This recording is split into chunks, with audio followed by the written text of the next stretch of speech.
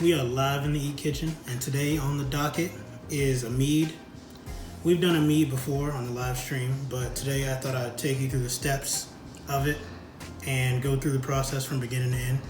So what Mead is essentially a mix of honey and water.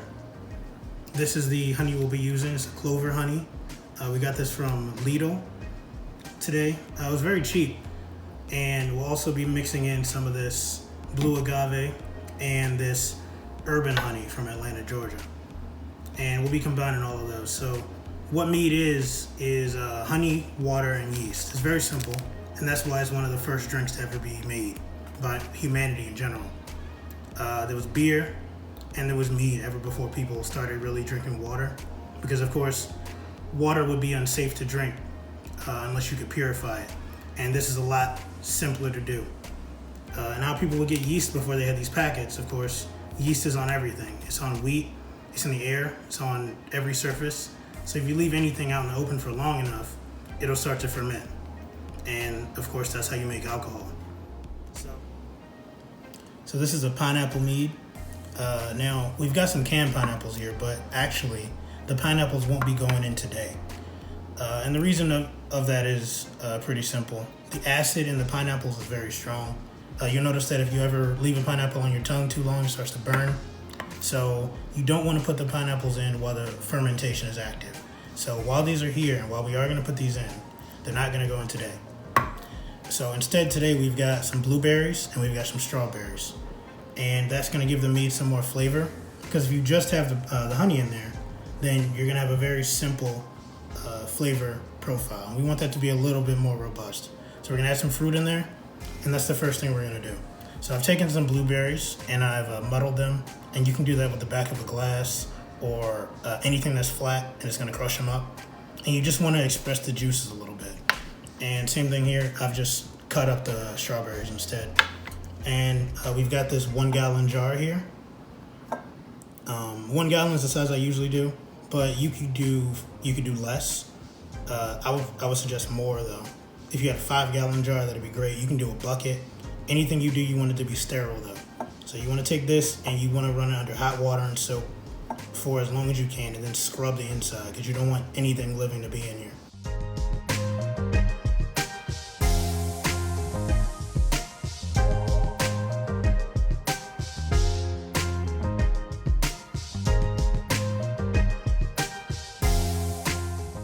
Urban honey from Atlanta. So it was grown on the rooftop of the Hilton. The Hyatt Regency. Hyatt Regency. It was an H. So I'm going to take about half of this,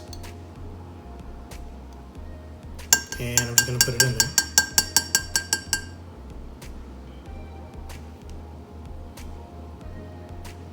That looks like about half. It's not a precise science, especially since we're going to be putting other honey in with this. This is only a 3-ounce jar, and in total we're probably going to be putting about 2 pounds of honey in this. And you might think that might be way too sweet, and if you were to drink this after putting the water in immediately, yeah, it would be entirely too sweet. But once the fermentation starts, the yeast is going to start eating the sugar, and that's over time is going to make it less sweet, and it's going to produce alcohol and CO2. So now we've got the clover honey that's going to go in next. And again, I'm going to use about half of this.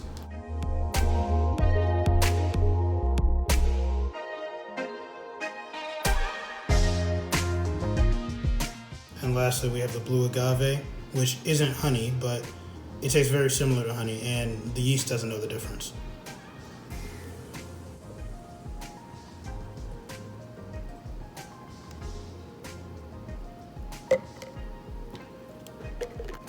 And next we've got our water.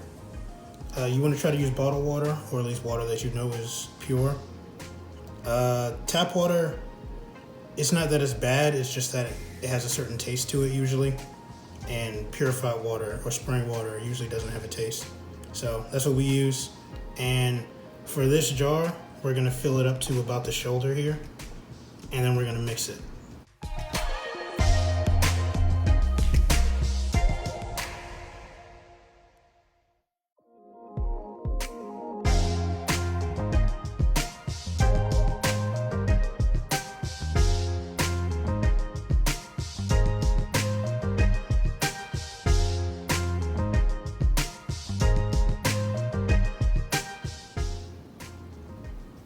So now we're just gonna mix it. You can see everything settles at the bottom.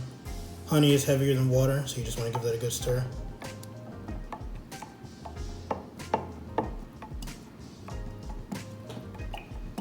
And the fruit is gonna sink too, but once the fermentation starts, you're gonna see it all comes up to the top.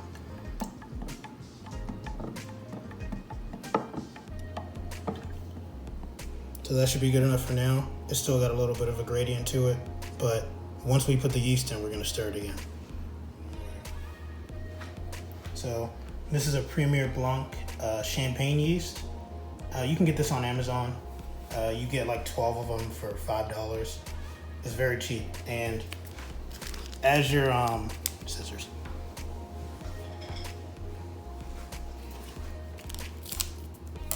$12 of them is way more than you need because you only need to put in like a pinch of this. Once this gets in, it's gonna start to multiply. So I'm literally gonna put in just that much. And I've still got enough of it in here that I can do like 5 more of these.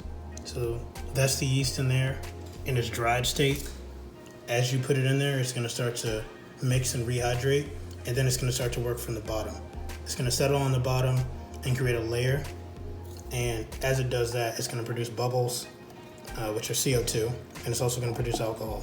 And that's what makes this a mead.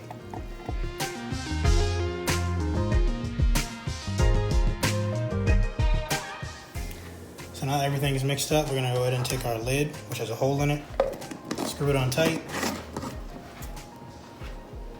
and we're gonna take our airlock, which has some water in it and a little bit of soap. The soap is not gonna leak out down. As it starts to produce CO2, everything's gonna be pushed up.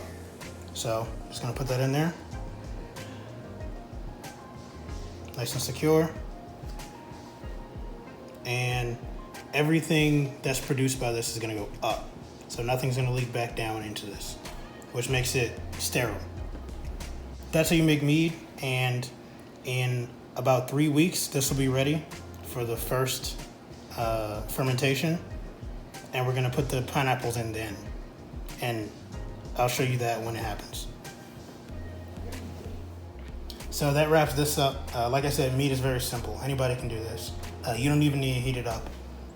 You just need to make sure everything's clean and that you're working with ingredients that you know where they came from, and you're gonna get a good result every time. So make sure you give us a thumbs up, make sure you subscribe, and we'll see you in the next video.